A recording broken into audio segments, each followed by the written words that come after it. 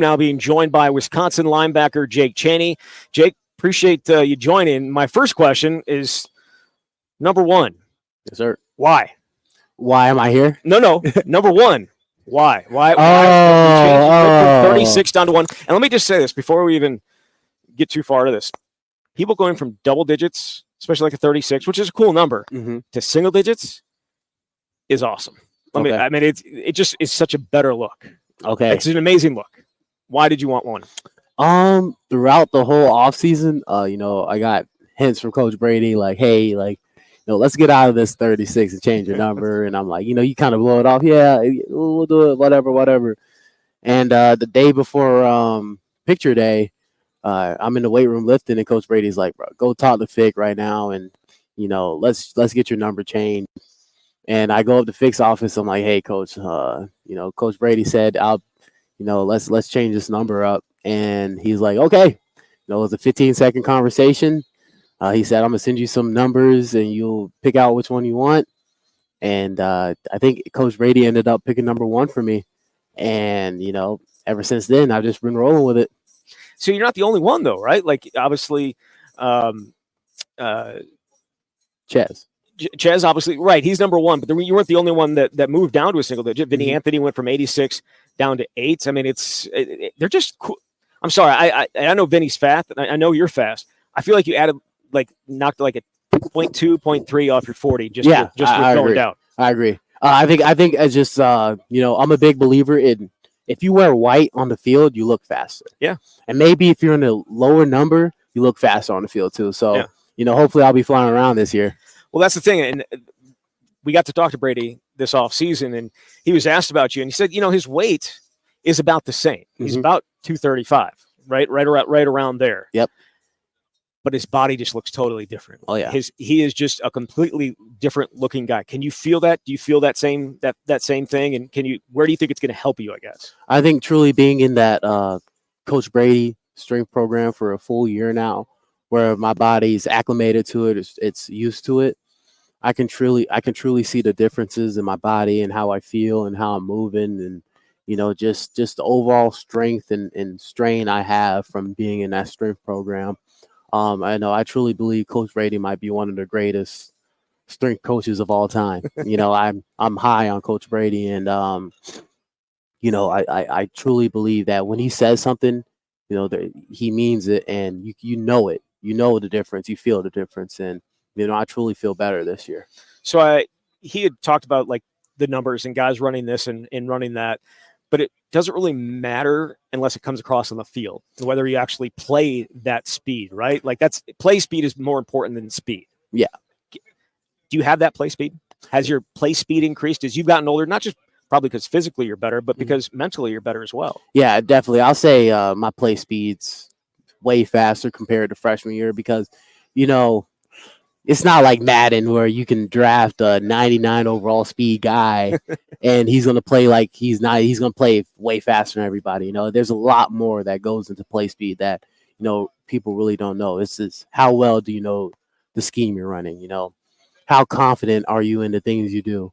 When you're in open field tackling, are you tiptoeing because you don't want to get cut back on, or you're not confident you can thud it up? But are you playing with confidence? Are you playing with strain where that's really play speed? Like it's a perfect example is, you talk about kickoff, right? Are the fastest guys on the team always on kickoff? No, because it's truly when you're running down there, are you afraid that you're going to get blindside blocked? Or are you going to get stonewalled? Or are the guys running down there straining as hard as possible, not afraid of getting hit and going to make a play? Yeah. That's play speed. That's true play speed. So you seem like a very introspective person, right? Like you think a lot. Hunter wanted me to ask about your football philosophy. Okay. What is it? Like break it down for me. As a coach? Well, I mean, your dad's a coach, obviously, but he said that you had a football philosophy. I believe that was the word he used. Okay. Now, do you know what he's talking about? I have many football philosophies. Okay, so as he goes, you might go down a rabbit hole. I'm gonna tell you right now, I will go down a rabbit hole. So I can give you a little bit. Give me a little bit. Okay, so I'm not going to talk about as a coach because I'm not a coach. Yet. But Yet. Yeah, okay. So I truly believe, you know, football's a team game, but it's kind of like a war. Like I'm a big military person. I have a lot of respect for the military. I have family members in the military, and I believe that football is a lot like the military, right? You know, I talked about this earlier. You got Navy SEALs, Rangers. When you think about the Navy SEALs and Rangers, the most athletic people, the strongest people, the most, the best looking people aren't always SEALs and Rangers, right? They never really get past that first phase of the training, the boot camp, because they're not mentally tough enough. You got the guys with a little stuff on their neck who got a little strain to them, got a little hurt to them, that become those SEALs and Rangers that make up a team to do what's best possible for this country. And I think that's with a football team, right? You know, I don't think teams, like the best teams, go out and get them the best looking guys, the fast, the strong. We're not going to line up on the field to be the fastest and strongest guys on the field. But when you got a group full of violent people who love the game and are willing to give it all for Wisconsin, I think that's when we're the best team possible. And I think that's a universal thing. You can take that in the business world. Sure. You want a group of the smartest guys who can't get along, or do you want a group of guys who can find a way to work, do it the hardest way possible for the best product? That's what I think about football. So that leads me to this question about the locker room last year, because when I was talking to Hunter earlier, he came out after the Northwestern game when you guys didn't play the way that you wanted to play. It was in a streak where things hadn't gone your way, and he called the locker room out. Yep. How different do you think it is? Like, where's your confidence level that it's going to be different this year? Because brought in a lot more transfers. Now there's a lot of guys gone too, right? Mhm. Some guys that maybe weren't all bought in on exactly what Luke Fickell wanted to do with the program, just in general. But where's your confidence level in terms of the locker room? I want to give a shout out to the transfers. I could say right now, Packer Curtis, he's a Wisconsin guy. Jaheim Thomas, he's a Wisconsin guy. Leon, JP, they're Wisconsin guys. And, when you have, that's not bringing down your locker room culture. That's enhancing it, right? Yeah. You got guys who are naturally Wisconsin guys where you can talk to them. They already have the level of respect for you. They fall in line for the Wisconsin ideology and the Wisconsin ways, that now, your locker room just went from, a good locker room to a great locker room.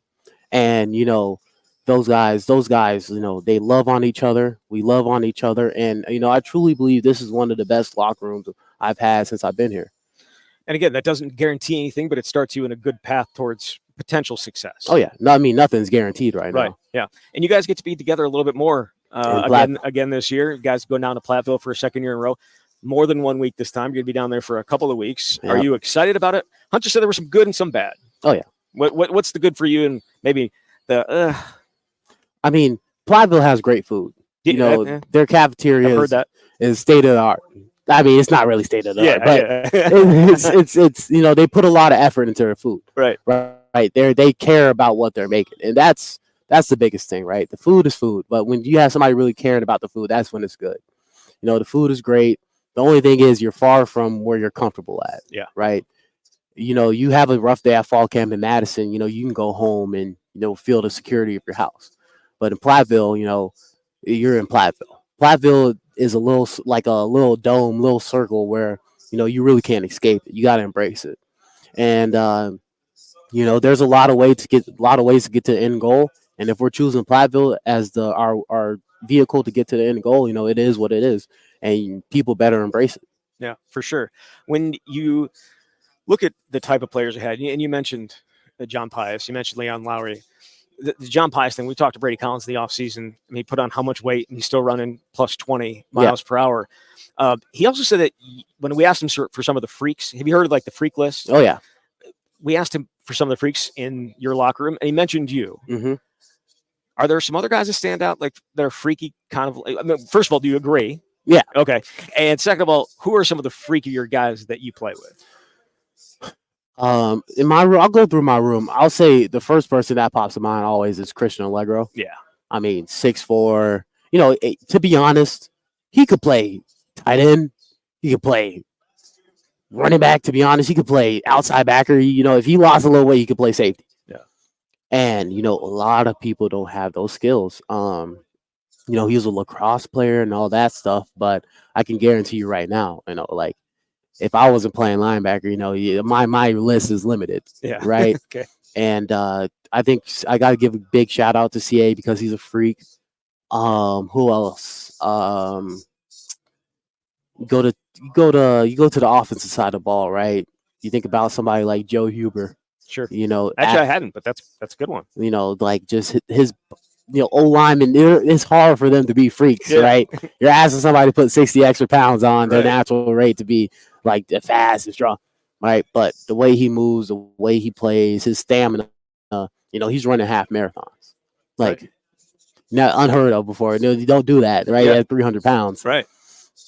Somebody like him, Austin Brown, sure, safety. I mean, we're doing box jumps, and some of the guys are struggling up to get up there. I might be one of those guys. He's floating. I mean, the box might be about 5'10", and he's taking the step, or he's just standing still, jumping up there, landing like it's nothing. Yeah. Strong as an ox, fast like a cheetah. I mean, he's a true athlete. I can go down the list, but you really don't think about that. Right. Yeah. Mention Will Paulin as a guy. Oh, okay. Yeah. The dude can squat like 500 and still run like a sub 4.4. Oh yeah. Yeah.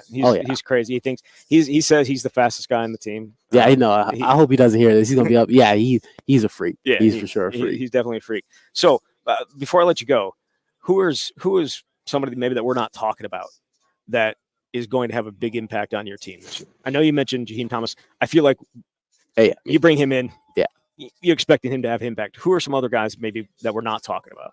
Like I said, Christian Allegro. Sure. See, but it's tough. That's a tough one though, right? Because you guys have so many bodies at that end. You just remade the inside linebacker room. You're like you and Christian are essentially the guys that played last year. That are back, right? Yeah. So there's so many bodies there. That's going to be tough.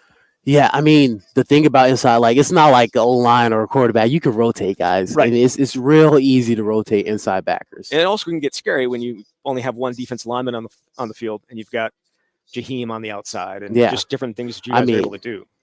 I mean, Jaheim Thomas off the edges. I think he's one of the best edge rushers I've seen in a minute. When we were talking to Coach Tressel after the spring, and we mentioned that formation, and he's like, well, yeah, that's going to be exciting, assuming we can get to third down. Oh, yeah. The run defense last year probably was not, you can disagree with me, but was not up to the Wisconsin standard. No, you're right. Yeah, how do you turn that around, especially when you lose guys like Gio Paez and you lose some of the other guys that are no longer here? It's kind of on your plate, right? I always talk about it with my group, right? In this inside backer group, right? There's not really starters and role guys. It's more like, all right, let's sit down and think about this, right? I explained them the situation last year, and when you got guys playing 8 plays in a row, let's be real, like they're not going to be in the best condition to rush on third down, to run into interior blitz versus O-line. Like, right, if we can have guys in that can play first and second down, stop the run, and then have a fresh body come in to rush it. Everybody in the sprinter stance rushing the quarterback on third down. Once you get them to 3rd and 6 plus, you finally have a chance to get after the quarterback versus the offense run the ball twice in a row and it's a 3rd and 2. Right. Now you're blowing the box up to stop the run, right? And they're probably gonna go on their 4th and inches. Yeah. And I think a lot of people kind of forget about that aspect, right? You got to get the third down, right? Not get to third down, 3rd and 1, 3rd and 3. Don't want that.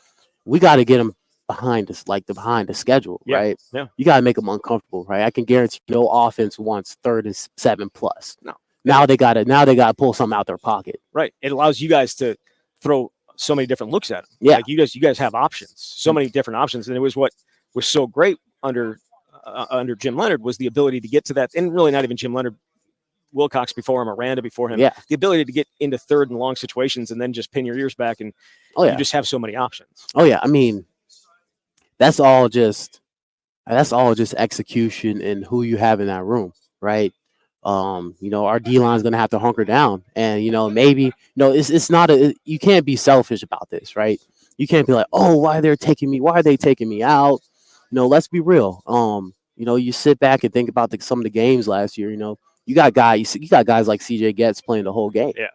And what are you gonna say? You can't go on Twitter and say, oh, CJ Getz can't get after the quarterback when it's the third quarter and he's playing a team like Illinois who's ran the ball the whole game. Yeah. Right. He's beat up. You can't. That's not ideal. That's not the idea. Yes, right. It's not a winning formula. That's not a winning formula at all. CJ Getz might be one of the best football players I've seen in a minute, but the circumstance was, he had to stay out there because he was the only option. Yeah.